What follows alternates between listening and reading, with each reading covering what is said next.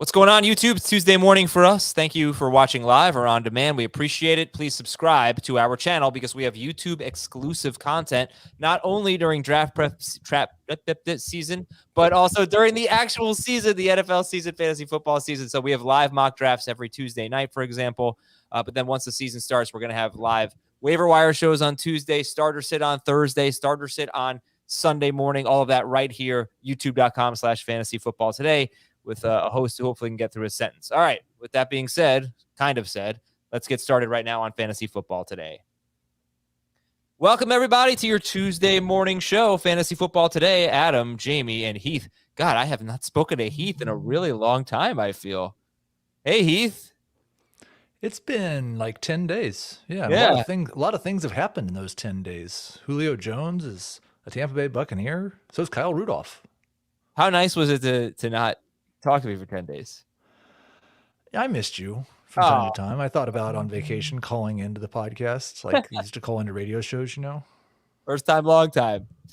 All right, so today on the show, everyone is a bust part 2. We only got to 6 players yesterday because we had the Deshaun Watson news. So today we'll talk about Najee Harris, Jamar Chase, Dalvin Cook, Davante Adams, Stefon Diggs. All of those players, by the way, including Diggs and Adams, they are first-round picks according to Fantasy Pros PPR ADP.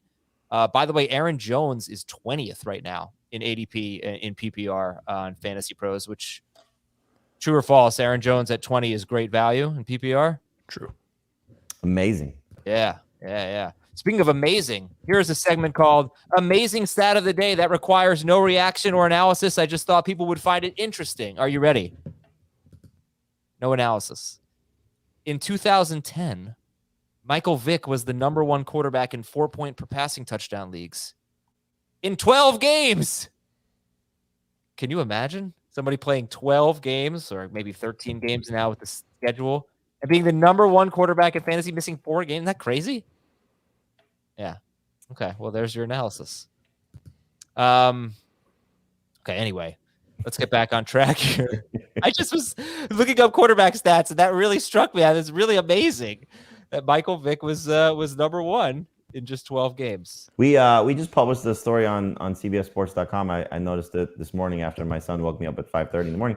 That the best players not in the Hall of Fame, and Michael Vick is the quarterback of that list. Really?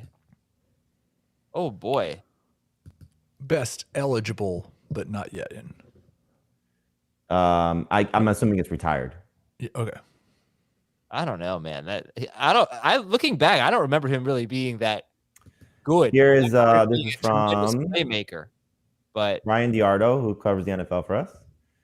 And the list is the quarterbacks are Michael Vick is the starter, Ken Anderson is the backup, and Jim Plunkett is the 3rd string quarterback.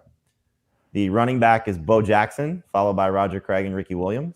The fullback is Mike Allstott. The receivers, and several of these guys are eligible that can still get in, but Reggie Wayne and Sterling Sharp, Torrey Holt and Hines Ward. Andre Johnson is the 5th receiver. The tight end, you'll love this. Can you guess, Adam, who the tight end is? I'm going to guess it's Jeremy Shockey. No, but similar tie-in. No, who? Mark Bavaro. Oh, sure. With Todd Christensen and Jay Novacek as the other options. The offensive line is Joe Jacoby, Logan Mankins, Jeff Saturday, Walt Sweeney, and Ralph Neely.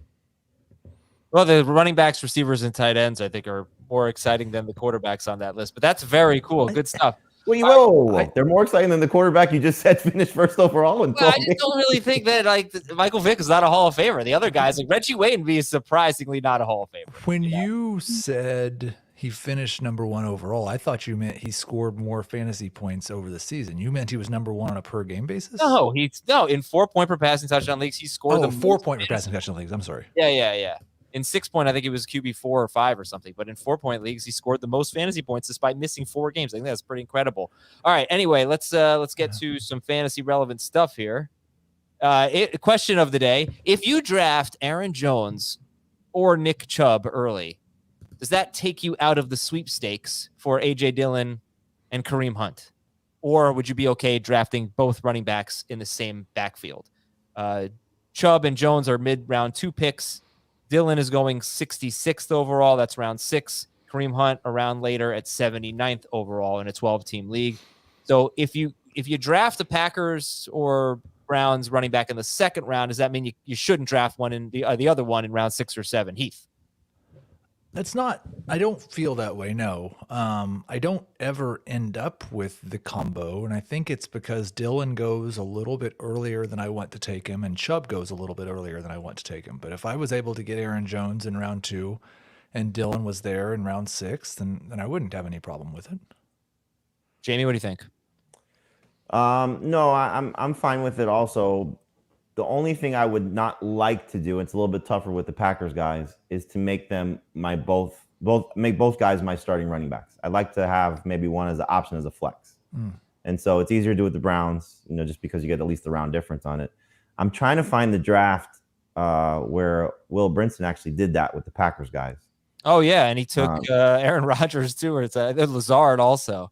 Yes. I don't know if I'll be able to find it quickly enough, but he did. He went heavy on the Packers, and I know you. It might have been our magazine.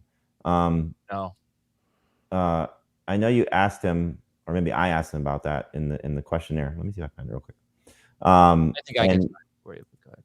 It was our magazine. Liar.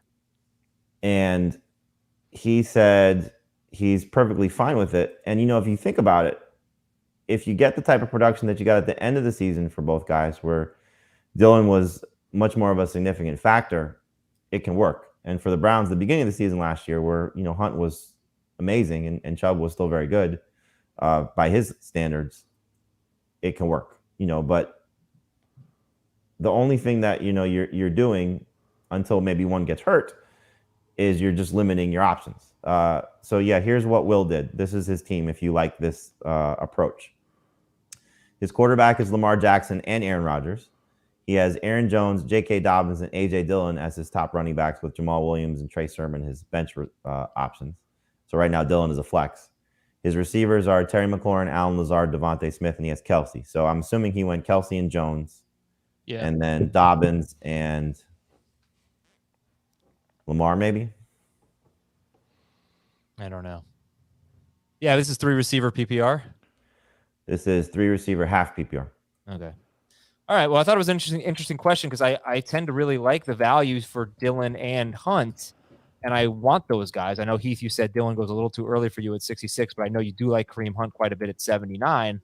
But I don't want to preclude myself from drafting them by drafting their running back mate. But we think it's okay to do both. You could get both Browns, get both Packers. What I'd prefer to do is draft Aaron Jones and Kareem Hunt. Yeah, that could work too. So here's what his approach. This is from 12th overall. Kelsey, Jones, Dobbins, McLaurin, Dylan, and Lamar Jackson. And he took Dylan over just the other running backs that are in the range. And again, we did this draft in June, so keep that in mind, how some things have changed. He took Dylan over Elijah Mitchell, Kenneth Walker, Clyde Edwards-Helaire, Damian Harris. So you agree with all those, right? I agree with all those, yes. Heath? I would take Mitchell and Clyde over him, but the rest I'm fine with. All right.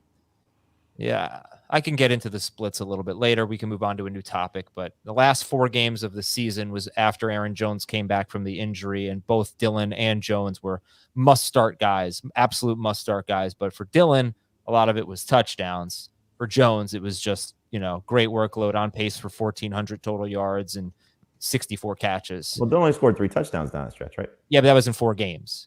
So he was on pace for 13 touchdowns. That was after Jones. It wasn't after Jones came back from the injury. Remember, the first game back from the injury, Jones was just awful. Didn't play that much against the Rams.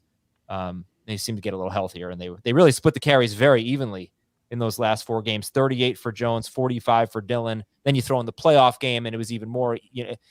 Jones had more in the playoff game. So if you look at the last 5 games, it was almost 50-50 with the carries. Anyway, all right, many of you, by the way, wanted to be in the Scott Fish Bowl, and you're not. Well, there's another opportunity to be in something just like the Scott Fish Bowl, and that is the Fantasy Football Today Open, the FFT Open. You can find a link to that in our Facebook group. Go to Facebook, search for Fantasy Football Today, or click the link in the episode description. One of our listeners, Casey Simons, runs this every year. It's similar to the Scott Fish Bowl. You've got these individual leagues. We're going to have a record turnout this year. And then at some point, I'm not sure, the last week of the season in the individual leagues, you advance to a playoff, and then there is a champion. And Casey does an amazing job running the Fantasy Football Today Open. So if you want in, you got to join our Facebook group. And it's free, by the way. You join the league, play on CBS. If you never played on CBS Sports, you got to be doing that. We have the best product. This is a way to do that as well and compete against other listeners and other viewers. So it's a big community, Fantasy Football Today, and you can be in the FFT Open. In terms of big news from yesterday, I'll ask you guys what stood out, and then we'll get into the busts, the bust cases for the top players. We'll get back into the news later on in the show. But I do want to mention that there's still a chance that Deshaun Watson could have a longer suspension if the NFL appeals it, and it would go to Roger Goodell. So this we should know within a week, but he's not completely out of the woods yet as far as it just being a 6-game suspension. If you are drafting, if you're selecting keepers or whatever, just keep that in mind. It could be longer. It's really up to Roger Goodell right now, which you can debate the merits of that system, but that's what it is. All right. Jamie, what was a headline from yesterday that we should talk about? Biggest news from yesterday. I think it's got to be Alvin Kamara's case being pushed back 2 months, the hearing being pushed back 2 months. So it's looking more and more likely, which I think is the way it was trending anyway. But we know we needed to get past yesterday's court date of that he's going to play in this upcoming season, and whatever suspension he may face, if in fact he is going to face one, could happen in 2023. So for those of you drafting Alvin Kamara, and again, I think we got a little criticism yesterday about, maybe seeming a little insensitive about some of the situation that we're talking about. Our job is to evaluate players. We don't get into the morality of some of these things. So I apologize, at least from my own part, if we came across insensitive in any way. But just in terms of fantasy value for these guys, for Kamara's sake, for people that were drafting him in letting him fall to the end of round 2, in some cases round 3, you clearly got a very good value there for a guy that is going to exceed that. Now, is he still a round 1 talent? That's the question you have to ask yourself. And looking at the way that things shook out at the end of last year with Mark Ingram, changing quarterback, more weapons around them, I would not draft him in round 1, but I put him firmly in the middle of round 2, and I'm very comfortable taking him there. I don't know if I'll get him, but round 2, I should say middle round 2, top 15 picks, right around 15 overall is where I would look for Kamara. You like Swift and Jones better than Kamara? I do. Okay. Heath, how about you? Swift, Jones, Kamara, how would you rank them? I would rank them Jones, Swift, Kamara. Okay. And Jamie, I think, is Swift, Jones, Kamara, right? Yeah, I want to see what they say about Justin Jackson, who signed yesterday. If he's going to have any chance of making this more of a committee. I hope not. In which case, I'll go back to Jones. But they're back to back for me. Okay, Heath. Any big news from yesterday that we need to get to? Yeah, and I don't know how much it's to do with the guy who got hurt, but James Washington fracturing his foot, with the fact that Michael Gallup's not expected to be ready for week 1, this really sets up nicely for Tolbert to get off to a fast start. And it may just mean that James Washington's never one of the top 3 wide receivers on the Cowboys this season. I gave a small boost to Tolbert, a small boost to Pollard in terms of targets, and a small boost to Dalton Schultz. And actually, I wonder if we've overlooked a little bit Dak Prescott and concerns, just with like who his number 3 or 2 even wide receiver is going to be. If Tolbert doesn't step up, it could be bad times for Prescott. Yeah, right. We were talking about potential ADP risers in a show last week, and Russell Wilson was one for Dave, and I think Jamie said Jalen Hurts. I think that's what it was. And I said, who could they jump over? And Dak seemed like a logical one to me, just because there's not the same. Not to say that it should be the case, but you know how fantasy managers get, right? You want to feel excited about somebody. You want there to be some buzz. And Dak's kind of boring, but really, really good.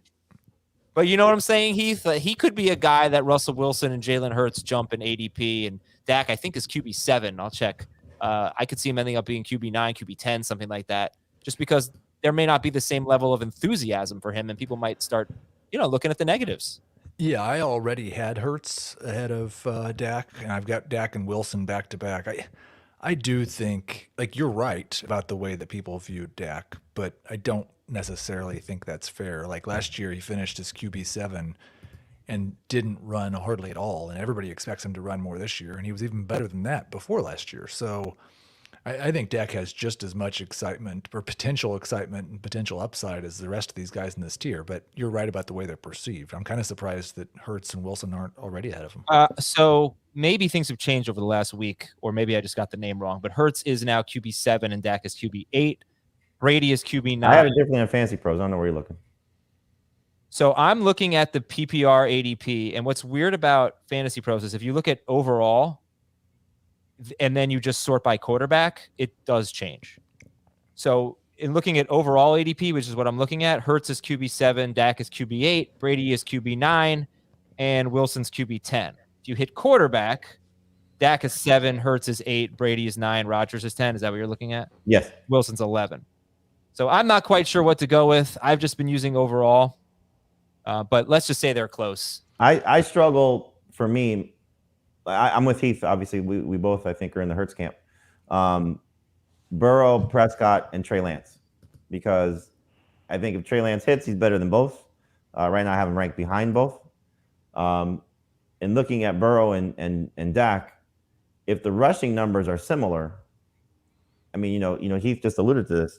Finding the targets for Dak seemed like a little bit of a problem right now because of losing bodies, whereas Burrow's got the best trio of wide receivers in the league, at least on paper, and it's hard not to like Burrow more. I mean, obviously the public does. I don't think we do collectively. Okay, you do, I don't know if I do.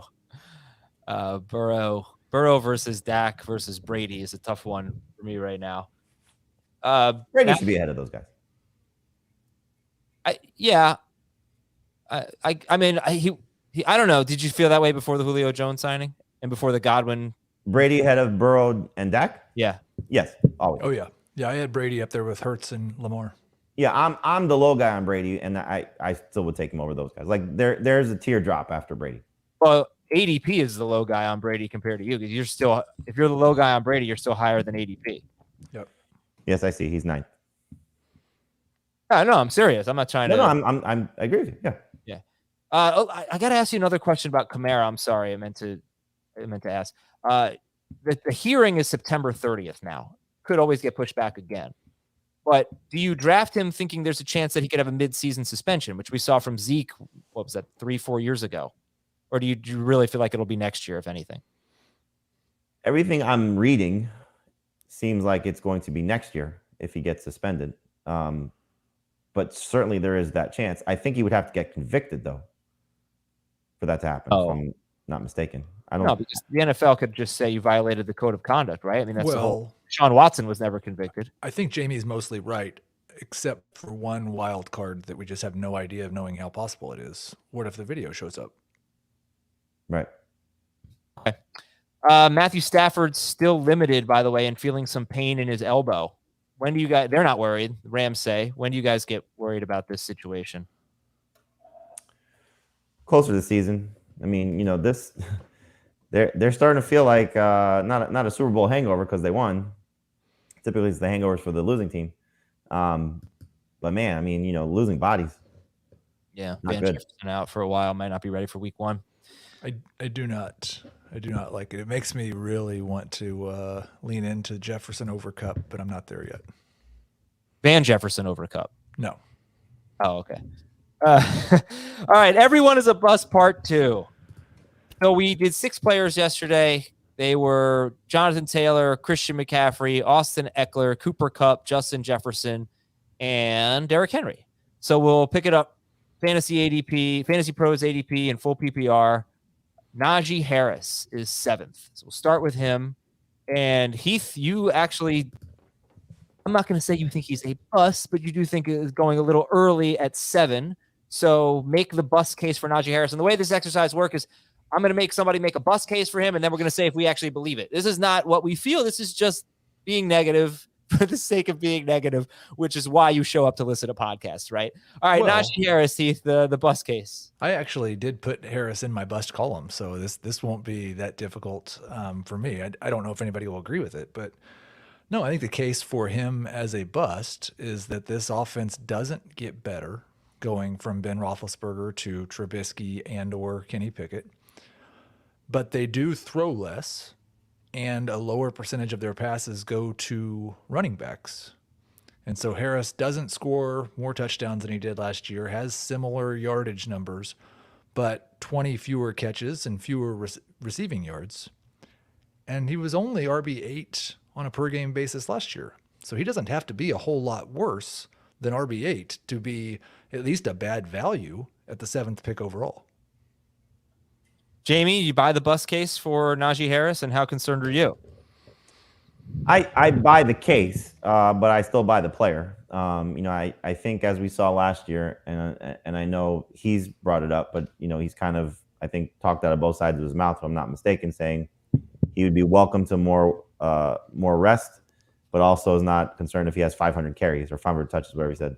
Yep. So I think he's certainly built for it. I think that there clearly is going to be a change in offensive approach and potentially philosophy. But I also trust Mike Tomlin and Mike Tomlin's running backs, his lead running backs. When he's had a guy, that guy has typically been fantastic. And I think Najee Harris is certainly in the mold of peak Le'Veon Bell, peak D'Angelo Williams when he stepped in for it, peak James Conner, peak Willie Parker, whoever you want to put back there. Najee, I think, will certainly live up to it. Now, it's I think when you start to compare him to the guys that are around him, Derrick Henry, Joe Mixon, Dalvin Cook, you can make a case for and against each of them. So if you want to go in a different direction, and I was thinking about this when you were talking at the start of the show about Heath not being here, that we had at least one draft, maybe two, without Heath, and it kind of two players in polar opposites for him to a certain degree. Najee fell to 11 in one draft, which we've never seen. Yeah. And Mark Andrews made it to the 3rd round, which we never see. So two things without Heath being there that are a little bit of a surprise. One that Najee fell, but obviously more so Andrews. But in any event, I think it's encouraging based on what he did as a rookie, and I do think this offense will be slightly better without Ben there holding them back. Okay. Jamie, are you good with Najee at 7? Totally. I don't know how to. I chose Mixon over Najee in a draft last week. And to me, I just view them very similarly, but I'm just going to take the guy on the better offense, which with the probably significantly better offensive line. I actually, I don't know who's going to be more efficient. Hasn't really been Mixon's specialty, but through one season it hasn't been Najee's either. So I feel like the touches are going to be fairly similar, probably fewer catches for Mixon.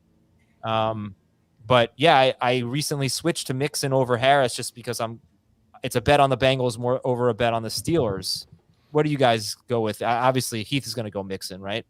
Yep. Yeah. Jamie, how about you, Mixon? I don't have a problem with that. For me, it's format. Half and non-PPR, I'll take Mixon because I agree with you. I think there's more touchdown potential. PPR, I'll take Najee because I think there's, potentially maybe 30 more catches for him. All right, we're going to do a bust case for the number 8 player in ADP, and that is Dalvin Cook. We'll see. We'll challenge Jamie to come up with a bust case for Dalvin Cook that does not involve injury. But right now, we want to talk to you about Peloton.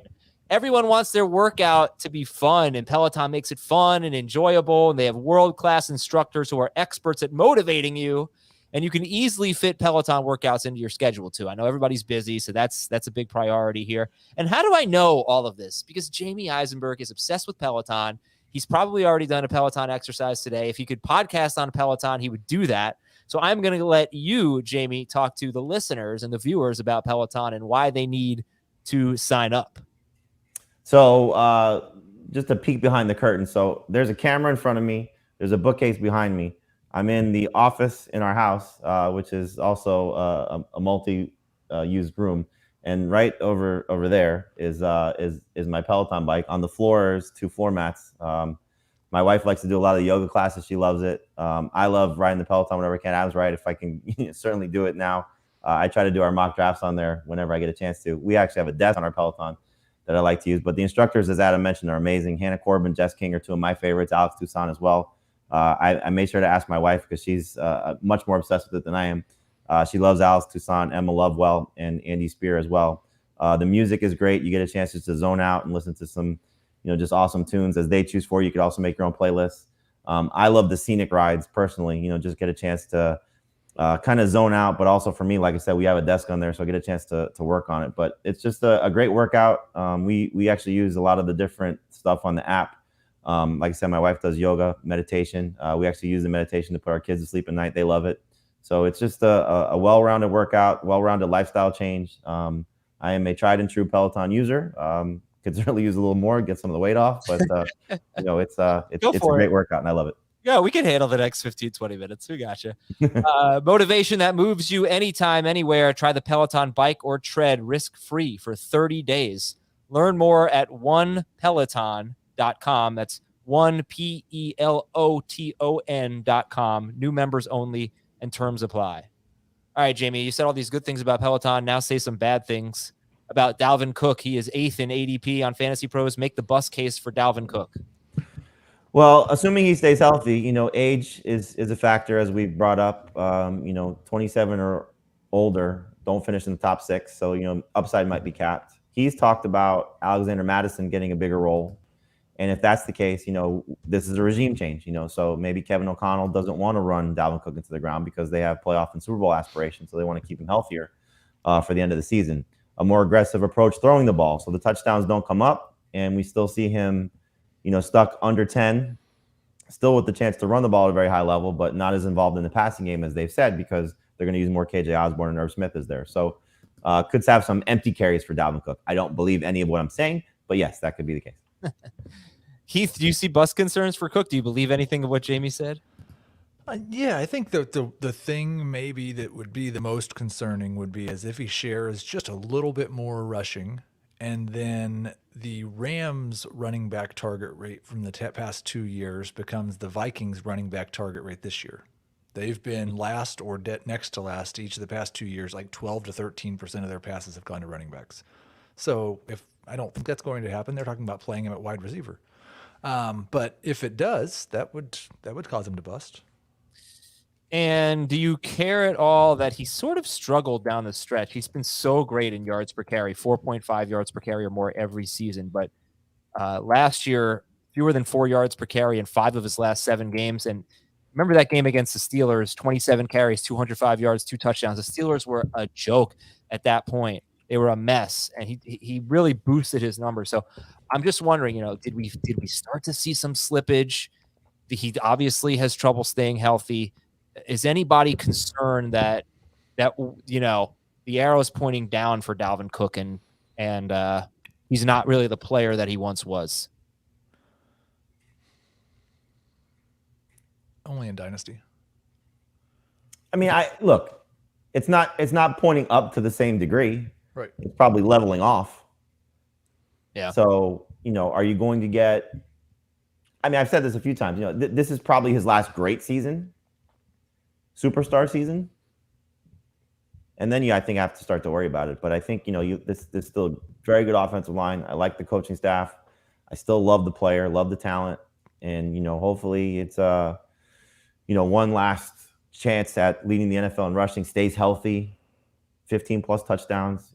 I wrote the story for our magazine. It's on the site as well, on Jonathan Taylor and, 5 guys who could challenge to be the number 1 running back. And he's in the 5. Like if you wanted some more ammunition for that case, Adam, he did have a career low in receptions per game, receiving yards per game, and yards per target and yards per touch last year. Yeah, what's annoying though? Alexander Mattison had something like 19 catches in the 4 games that Cook missed. I don't get that. Why? They're obviously throwing to the running backs in those games.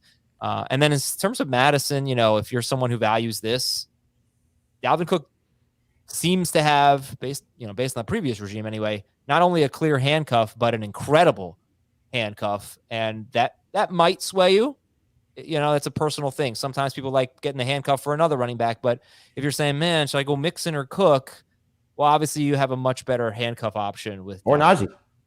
Yeah, Najee too, exactly. Or most running backs, to be quite honest. All right, let's see who's next in the bustathon here. It is Jamar Chase. He'll be wide receiver 3 in Fantasy Pros ADP, number 9 overall. Heath, you can make the bust case for Jamar Chase. The 50-yard touchdowns disappear like they have for basically everybody except for Randy Moss. and he does not replace it with a big increase in volume because T. Higgins is better than him. Doesn't seem that far-fetched. Well, I don't know. The T. Higgins is better than big. You kind of threw that in there at the end. The rest of it didn't seem so far-fetched. But in terms of fantasy production, T. Higgins was better than him when they played together last year, right? I know. If you take out the Baltimore game. If you take out the Baltimore game, okay. I don't know if it's true. I think what Jacob said. I never said that. Jacob said that I believe that the yards per route run, I think Higgins was better than Chase when they were both on the field together. I believe that was the stat. I honestly don't know about it. I don't think that's true, but yeah, anyway, Jamie, what do you think about that bus case? So he had 5 touchdown catches or 6 touchdown catches of 50 or more yards last year. That's very hard to replicate. And, you know, he won't, the volume won't be there, I guess, to compensate. What do you think? Could certainly happen. But he also could actually figure out how to play in the NFL. And that's not a knock on him. It's just, you know, he missed a year of college. And then, hey, it's your job now. And still, you know, dealing with COVID protocols last summer. You know, hopefully it's a more robust route tree. You know, I think I've referenced this a few times around the time of the owners meeting. Zach Taylor talking about how this applies to most rookies, him as well.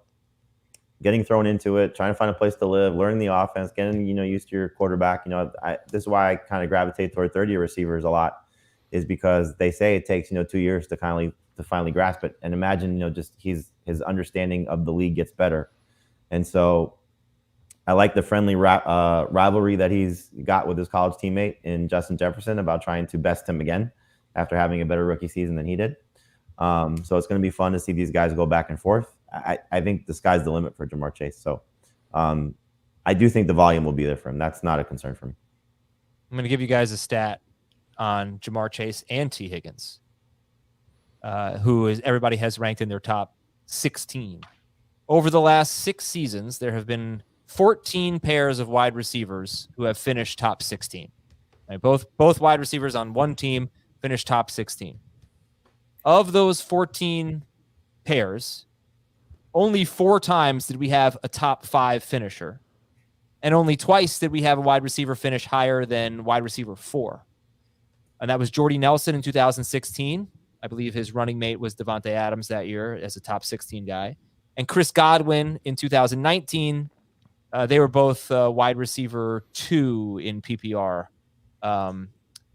with a top 16, you know, teammate. So the point is, most of the guys who finish in the top 3, let's say, and most of the guys who finish in the top 5 do not have a number 2 wide receiver on their team as good as T. Higgins.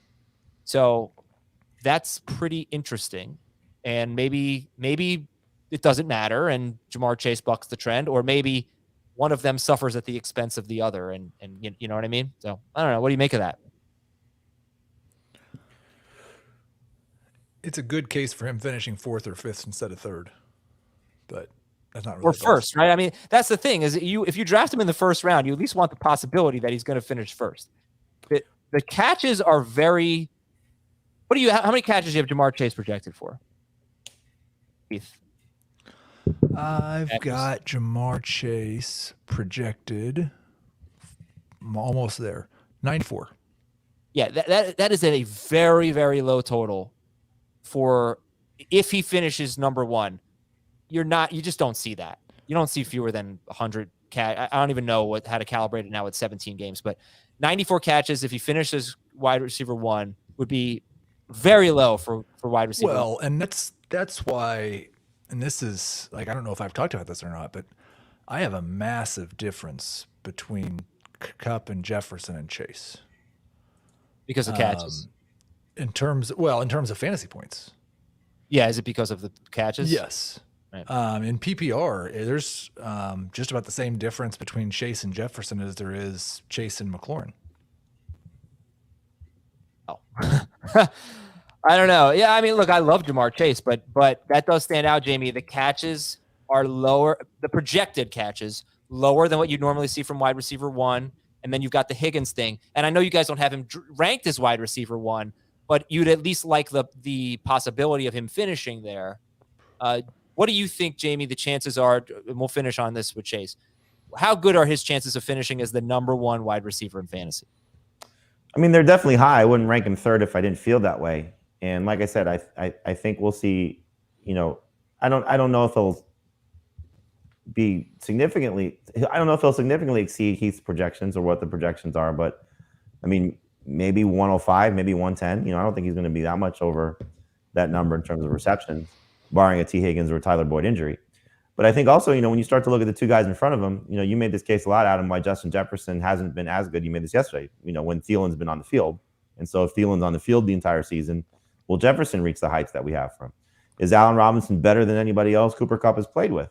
That could certainly be the case. So in terms of running mates, they all have guys there and, things that you could see that can sort of knock them from their perch. It may be a case for Stefon Diggs, if you don't believe in Gabriel Davis or, Jamison Crowder there, just in terms of maybe him getting back to where he was 2 years ago. So Davante Adams, any of these guys up there, CeeDee Lamb now has lost another, competition for targets. So, you can certainly see the potential flaws there, but, it's also, I think when you're looking at Jefferson and Chase in particular, more so Chase, what can he become? And he's a beast. He's a beast. He had 64 fewer catches than Cooper Kupp last year, which is amazing. Okay, well that'll do it. Maybe the summary is Jamar Chase has a better chance of finishing as wide receiver one in non-PPR than he does in full PPR, and obviously half PPR be right in the middle. But it's like Tyreek Hill. Tyreek Hill was, comparing him to the rest of his position, he was a little more valuable, I think, in non and half PPR than he was in full PPR before last year when he kind of became a different receiver. All right, let's take a break here, and we'll finish up the round one guys. Davante Adams, Stefon Diggs, Joe Mixon as well. We'll be right back on Fantasy Football Today to make more bust cases. Be right back. All right, let's go to Davante Adams. We'll go faster here. We spent a lot of time on those first three guys, Najee Harris, Dalvin Cook, and Jamar Chase. So let's just do 2 to 3 minutes per player here. And Heath, you can make the bust case for Davante Adams. Yeah, he's on a new team that has Darren Waller and Hunter Renfrow, who are going to take a much larger share of the targets than anybody he's played with in the last few years. And he's playing with a quarterback who doesn't throw that many touchdowns, so he doesn't have a super high touchdown rate either. Yeah, and Jamie, do you believe it? Heath, do you believe that?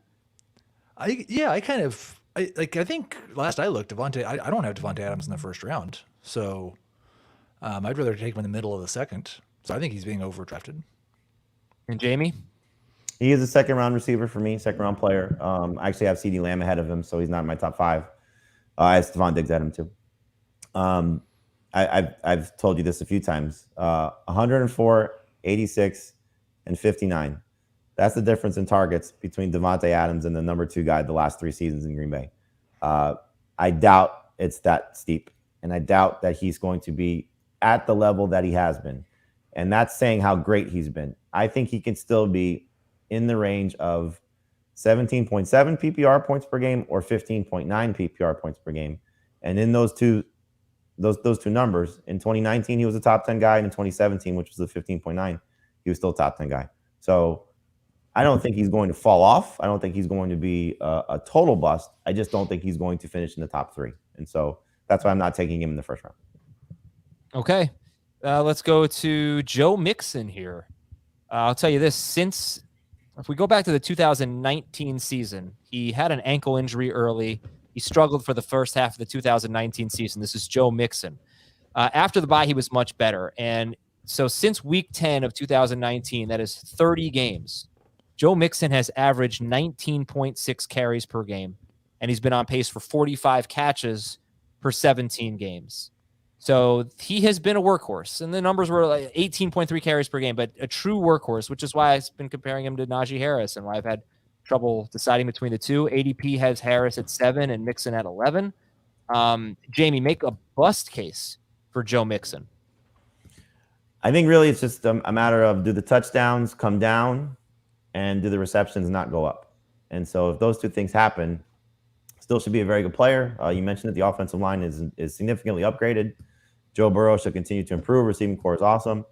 But if Chris Evans has more of a role and the touchdowns go more, they start to throw the ball a little bit more in the red zone, a little bit more near the goal line, then I think Joe Burrow doesn't, leap over the guys that he's going ahead of. And Najee Harris, Dalvin Cook being the two, I think that those three guys will get lumped together because I don't think he's going to be in the same conversation as Derrick Henry and Austin Eckler, Christian McCaffrey, and Jonathan Taylor. So he's in that next group, understandably so.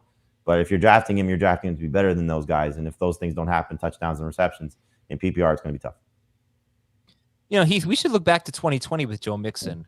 He had a great game against the Jaguars. He scored 41.2 PPR fantasy points, a massive game. The other 5 games, he kind of stunk. And people forget about it, but he averaged 2.9 yards per carry in those games. Then he missed the last 10 games of the season. But Joe Mixon in 2020 was one of our hottest topics on a weekly basis. Like, what is going on with Joe Mixon? Should I sit Joe Mixon? He had an ankle injury, right? No, that was 2019. I thought he was playing through an ankle injury then too. I don't think so. Okay. He got hurt and missed the last 10 games of the year. And people hated Joe Mixon for it. And they were just sworn off of Joe Mixon. So he had his best full season last year. Should we expect something similar this year? I mean, I think there's a little bit of a wide range of outcomes. I did not forget about those first 6 games because I feel like we spent all last off season rehashing them and debating whether he was actually bad or not. I'm glad we don't have to do that anymore. Yes. No, the risk would be, and you've talked about this with Joe Burrow, and people are drafting Joe Burrow as if he's going to throw a whole lot more.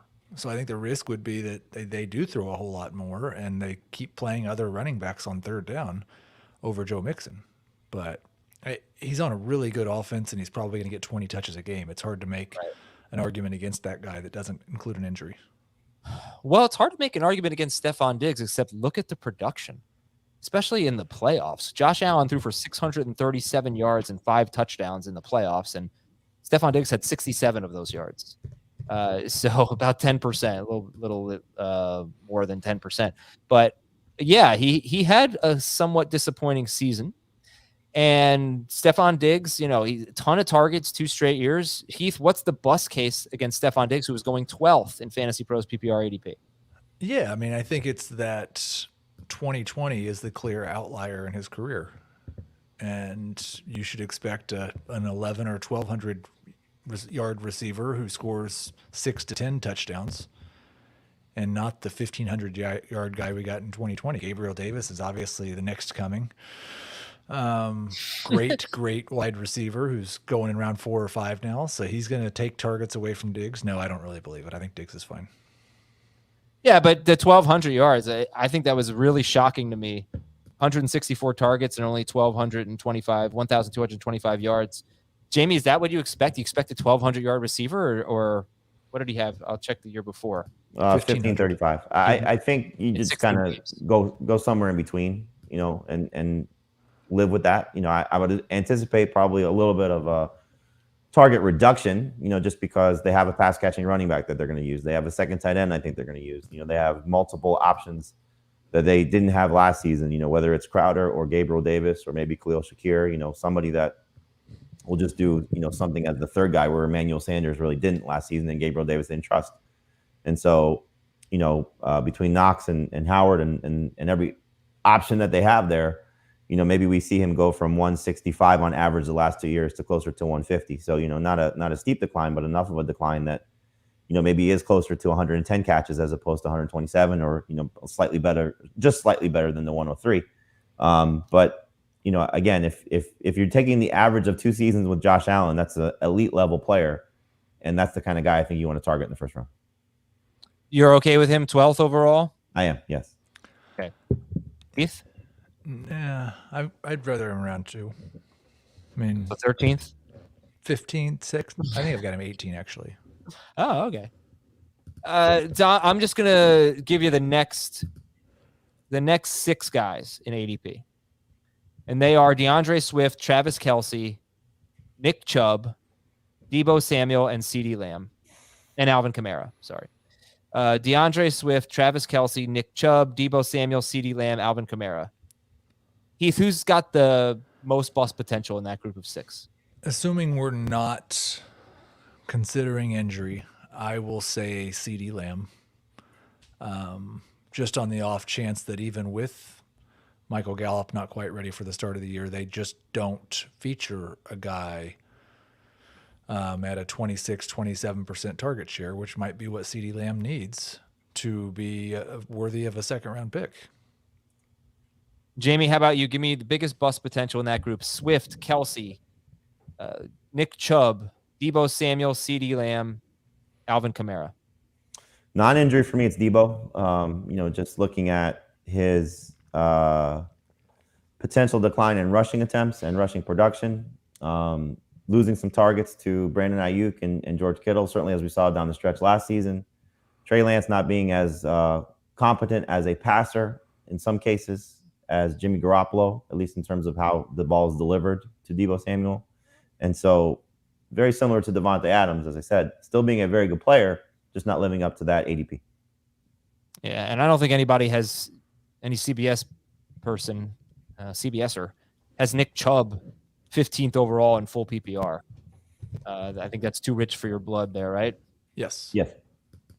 And Deshaun Watson, a Houston running, in Watson's 3 full seasons, Houston running back scored 7, 8, and 7 touchdowns, rushing touchdowns. He scored 5, 7, and 3 rushing touchdowns. Who were those guys? They were Lamar Miller, Carlos Hyde, and David Johnson. Yeah, there's a little difference there. I know that, but the point is Chubb has some goal line competition that he didn't have in Deshaun Watson. Well, he had some goal line competition in Kareem Hunt. Yes, he does. That'll factor in another guy in there, Deshaun Watson. All right, let's finish up. We'll look at the other news items that you might be interested in. And then we'll read your emails at fantasyfootball@cbsi.com. So quarterback news. Geno Smith is still the leader in the quarterback battle for Seattle. And Kyler Murray has COVID, so he's out a minimum of 5 days. Running back news. We told you about Alvin Kamara. His court case pushed to September 29th. Najee Harris was stepped on. He left practice early. He should be fine. Antonio Gibson appears to be over his hamstring injury. ESPN's Elena Getzenberg thinks that Zach Moss is trending toward having a role in the Buffalo offense. So when should Evan Singletary be drafted, in your opinion, Jamie? Not before round 6 in most formats, maybe round 7 in PPR. I like where he went. So we do this. It's going to be on the site. It's our pick-by-pick series where we keep increasing it every year, which I think is more fun. It's 6 of us this year, the 3 of us, Dave, Dan Schneier, and Chris Towers. And we each take 2 teams in a 12-team PPR draft. And Singletary fell. And you took him in the 8th round. I did. Clearly, right? Huh? I did, right? Yes, Adam, sorry. Yeah. Clearly, we have, I think Dave is the only one that's really sort of pro Devin Singletary. We sort of have a little bit of a bias against Devin Singletary. I think you're going to get a very serviceable running back, but I don't know if there's a big ceiling. Certainly not the ceiling that we saw at the end of last year. And so that's the concern. If Zach Moss is going to take away some of his carries and James Cook is going to take away his passes, then you're talking about a lot of empty production potentially if he's not somehow superstar in the other work that he gets. Maybe back to Devin Singletary, but I've got him in round 8 in PPR. I think he may be a guy who has one of the biggest splits for me between non and full PPR for now. But if Moss is involved, then it won't be much of a split because he'll be on round 8 and non-PPR as well. Detroit signed running back Justin Jackson. So do you bother handcuffing DeAndre Swift? And if so, who would it be? I think it's still got to be Jamal Williams, but I mean, they kind of tipped their hand last year, right? When Swift missed time, it was a huge committee. The Jaguars rookie Snoop Connor had a good practice on Monday. So that is just a name to know if James Robinson is not ready for week 1. Snoop Connor. And wide receiver news, the San Francisco 49ers will use Deebo Samuel in the run game. And he will get paid extra for his run production. That's right. Dallas wide receiver James Washington out 6 to 10 weeks. We talked about that. Fractured foot. Rams wide receiver Van Jefferson could miss week 1. He's going to have minor knee surgery. We don't talk about Tyquan Thornton much. Rookie wide receiver for the Patriots. He had a good practice on Monday.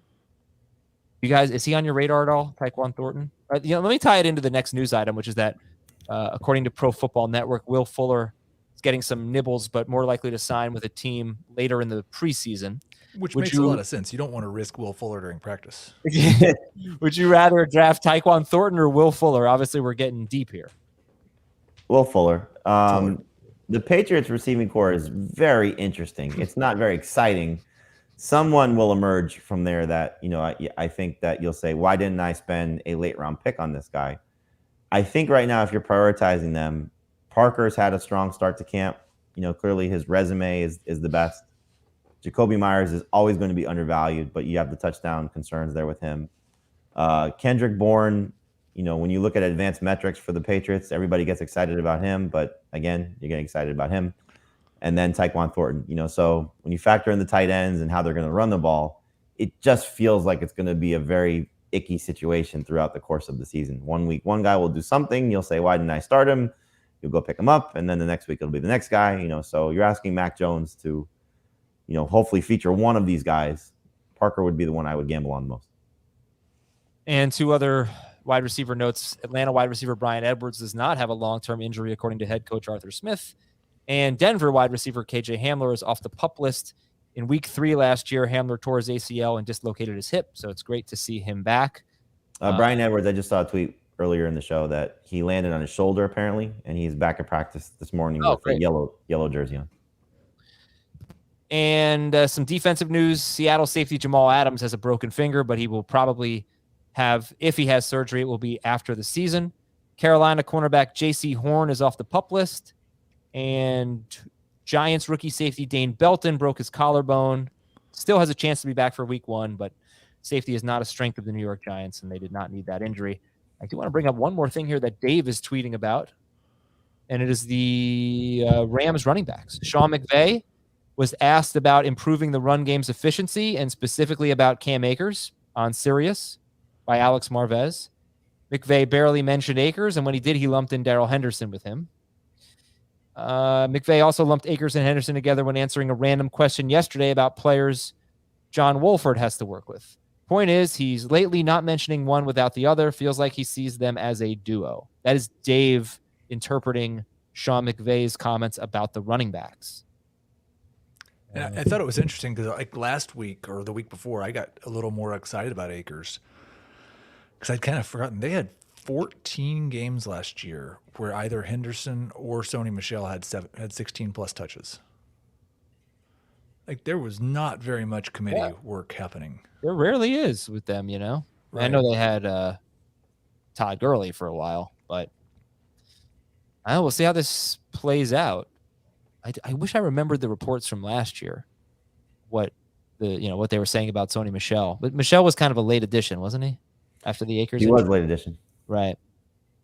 Okay. All right, let's read your emails. fantasyfootball@cbsi.com. From Andrew. Dear Leslie, Andy, Ron, and Tom. Jamie, have you ever seen Parks and Rec? No. Oh, missing out. I know. Skip season 1, though. Season 1's not great. I know you did a show on different formats, but didn't have time to do different league sizes. My big money league is 10 teams, full PPR. Start 2 running backs, 2 wide receivers, and 3 flexes. How would your strategy change in a 10-team league with 3 flexes? Can you start 5 running backs? Yes. Full PPR, you can start 5 running backs. You can start 5 wide receivers. You can start 4 tight ends. Well, let's step back, right? A lot of times what we say about 10-team leagues is you want to try to be elite at every position. So if it were a 10-team league with 2 running backs, 2 receivers, and 1 flex, we might tell you to prioritize a top 5 tight end or a truly elite quarterback or something like that, instead of maybe building out running back and wide receiver depth. But what if there are 3 flexes instead of 1 flex here? How does that change things, Heath? I'd be less interested in drafting wide receivers early. Really? Even though you could start up to 5 of them. But I only have to start 2 of them. Right, but they're very valuable. PPR, I'd go heavy receiver. Right, that's what I was a little surprised. 10-team league? Yeah. The 3 flexes, though, does make me back off on the you need to get the elite tight end thing. or quarterback, because in a 10-team league, you're going to have a great quarterback. Quarterback for sure, but I wouldn't pass up Kelsey or Andrews. No, I wouldn't pass it, but I wouldn't say, okay, I really need to get a top 5 tight end. But like that's the perfect type of league. You can go 5 receivers in a row. And bam. And then, while people are starting to chase that position. I mean, look, we're starting to see it in our drafts, which we never really do. I mean, usually our drafts, we end up, oh my God, where are the running backs? Like the last 3 or 4 drafts we've done, the running back potential has been so much better at the end of drafts. Yeah. The potential, but also this is where I kind of pushed back last time you guys mentioned that. Yes, the potential is bigger, but also the potential for them to be completely useless is bigger. Guys like Isaiah Spiller and Darrell Henderson, guys that could just be strictly handcuffs. Sure, but again, when we're comparing them in the ranges of Devontae Parker and Jarvis Landry and Nico Collins, and I'd rather. Yeah, I'm sorry. Go ahead. I was just laughing at Wan'Dale Robinson. Go ahead, Jamie. Well, I'm just saying, like, what are those guys going to do for you by comparison to Isaiah Spiller maybe getting a 3-week window of the starting running back for the Chargers? I didn't know if it was those guys. I thought it was more like Michael Gallup. All right, I'll reference this draft we did again yesterday. So why don't we reference ADP? Sure.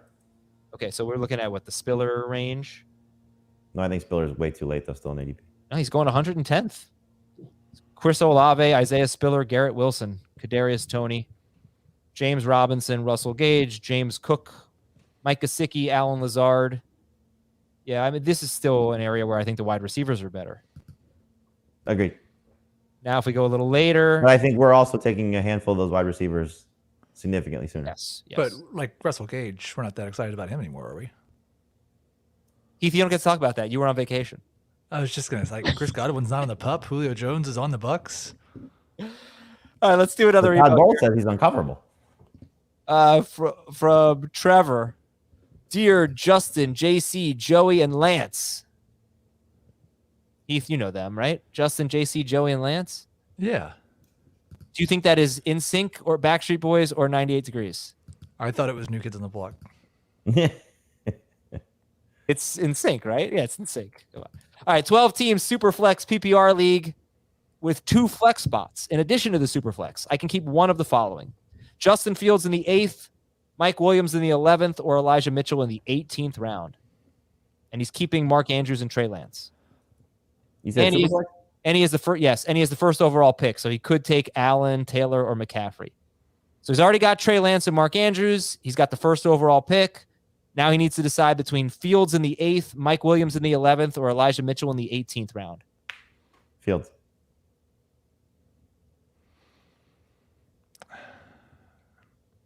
Yeah, I'd probably go Mitchell. And draft Allen? But just like to be full disclosure, I would keep Fields in the 8th over Lance in the 6th. Oh, that's a good point. But I know nobody else would. But that's a big difference, 2-round difference in a Superflex league, 12-team Superflex league.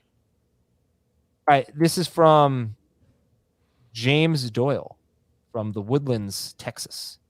Dear Swan, Ajax, Cowboy, and Rembrandt. No, that's New Kids on the Block. No, that's In Sync. It's Backstreet Boys.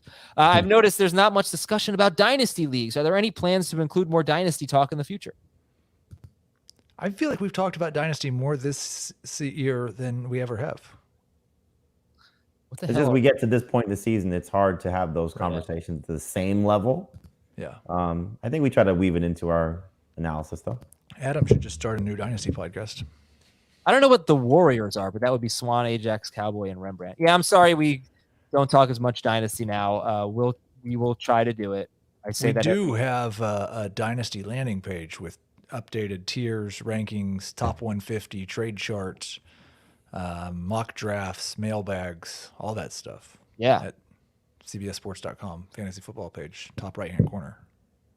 CBSSports.com/fantasy/football. From Corey, 10-team PPR Dynasty Superflex League. Doing a slow draft right now for rookies. I got Ken Walker at pick 102 and Garrett Wilson at pick 110. This is a 10-team PPR Dynasty Superflex League. Are you excited about any of these guys? Ritter, Willis, Howell, or Corral? Pardon me. Ritter, Willis, Howell, or Corral? How would you rank them in Superflex? I probably would put Corral ahead of Howell. Yep. Ritter, Willis, Corral, Howell. Okay. And this is from Josh. Here, Popeye, Dr. Daniel, and Felix. Or Popeye, Dr. Daniel, and Felix. No idea. 10-team Superflex, 3 receiver, half PPR. We have a new rule this season, an additional 1 point per receiving first down only.